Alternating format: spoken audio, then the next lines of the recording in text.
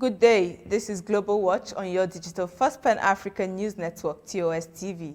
I am Abigail Okwade. We begin with matters of security. Security has been ramped up at the U.S. Capitol in Washington in response to a possible plot to breach the building. The move was prompted by intelligence that a militia group planned the attack for March 4, the day conspiracy theorist group QAnon believed that Donald Trump will return for a second term. It will be recalled that a mob loyal to Trump stormed the Congress building in January. That attack came as lawmakers were inside moving to certify Democrat Joe Biden's election victory, which Trump still refuses to admit losing the election. Following the assessment, the U.S. Capitol Police referred in a statement saying to a possible plot to breach the Capitol by an unidentified militia group on Thursday, March 4. The statement added that significant security upgrades have been made to include establishing a physical structure and increasing manpower to ensure the protection of Congress, the public, and their police officers. As of late February, an unidentified group of militia violent extremists discussed plans to take control of the U.S. Capitol and remove Democratic leaders on or about 4th March and discuss aspirational plans to persuade thousands to travel to Washington, D.C. to participate in a new intelligence bulletin issued by the FBI and Department of Homeland Security. Two congressional aides said the House canceled plans to vote on Thursday and is scaling back other events, at least in part because of the threat. The Senate still plans to meet. A German frigate will set sail for Asia in August and on its return journey become the first German warship to cross the South China Sea since 2002, senior government officials said on Wednesday.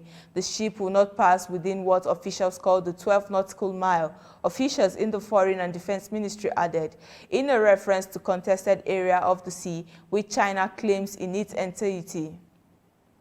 China has established military outposts and artificial islands across the South China Sea, which is also claimed by Vietnam, Malaysia, Brunei, Taiwan, and the Philippines, which took China to the International Court over its claims. In 2016, the Court of Arbitration at The Hague ruled that there was no legal basis for China's claim. China refused to participate in the case and later dismissed the ruling as null and void. Washington accuses Beijing of militarizing the South China Sea and trying to intimidate its Asian neighbors. The U.S. welcomed Germany's decision to deploy its ship to the region, saying the international community has a vital stake in the preservation of an open maritime order.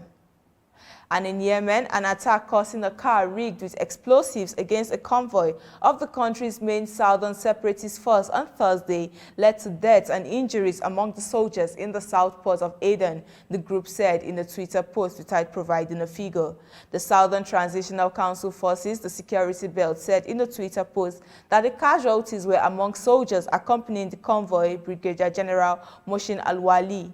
It said in a separate post that Wali and other Brigadier General had survived an assassination operation using a rigged car. Two high-ranking military commanders of the Southern Transitional Council survived the explosion, while 4 soldiers were killed. Around 8 others were injured, according to the official. No one has claimed responsibility for the device explosion, which was followed by heavy gunfire. Local security officials accuse elements linked to a terror group of being held behind it. ADEN is considered Yemen's temporary capital, where the Saudi-backed Yemeni government has been based since 2005. SpaceX's rocket exploded just minutes after the Starship's first successful landing.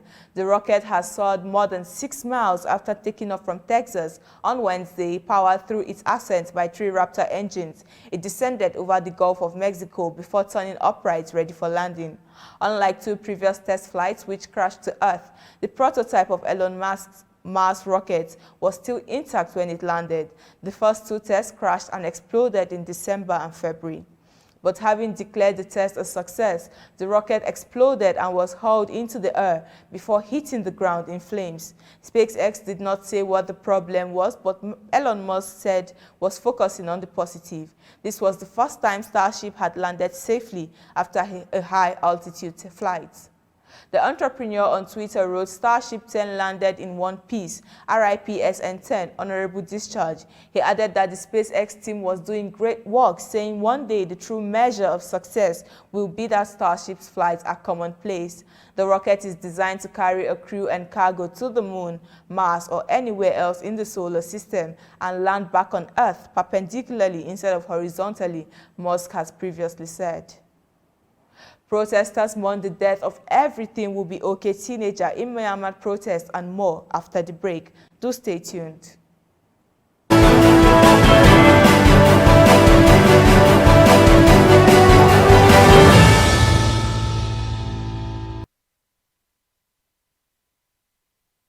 Welcome back. We continue with developments on the Myanmar protests that have gained momentum over the past weeks after the February 1 military coup. Crowds gathered in Mandalay on Thursday for the funeral of Kyaw Singh, known as Angel, a 19-year-old teenager who was shot dead during Myanmar's anti-coup protest on Wednesday. She was wearing a T-shirt with the phrase, "Everything will be okay" when she died. Tributes have flooded in on social media, with many calling her a hero. Mourners sang revolutionary songs and chanted anti-coup slogans.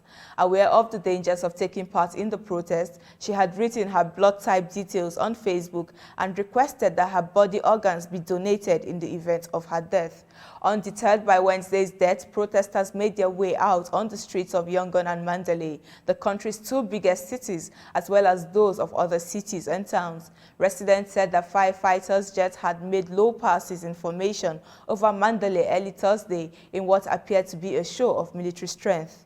More than 54 people have died since the protest began, according to the United Nations Human Rights Office, although other reports put the figure much higher. The European Commission on Thursday announced goals for the 27-nation bloc to reduce poverty, inequality, and boost training and jobs by 2030 as part of a post-pandemic economic overhaul financed by jointly borrowed funds.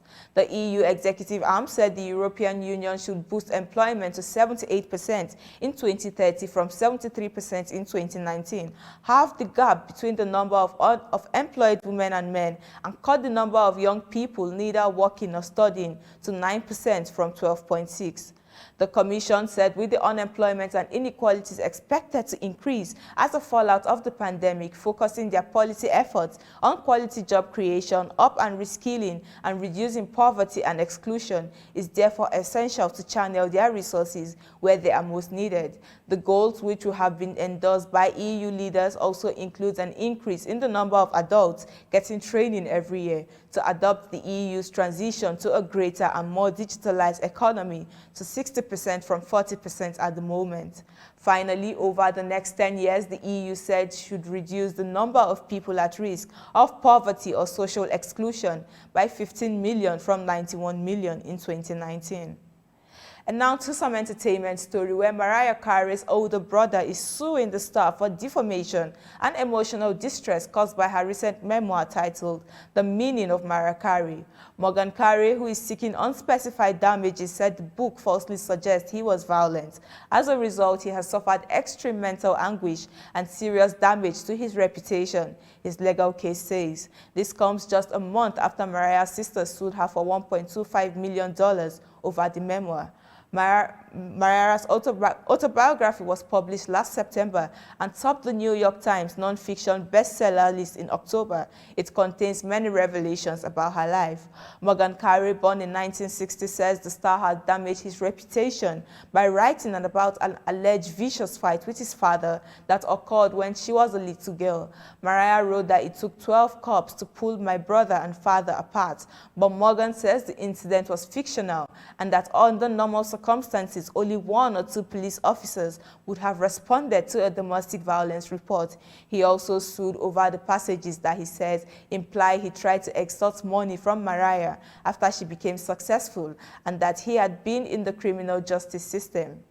Morgan brings this action more in sorrow and disappointment in his sister's betrayals and malicious falsehood than in a anger at them, papers filed in Manhattan read. He is by no means envious of his sister's enormous artistic and personal success, has enjoyed his own successes both professionally and personally, and has always wished her well. And that is it on Global Watch. For more updates, do visit our website at www.tostvnetwork.com. Do follow and like TOS TV Network on Facebook, Twitter, and Instagram. And remember to subscribe on YouTube. I am Abigail Okwade. Remain safe.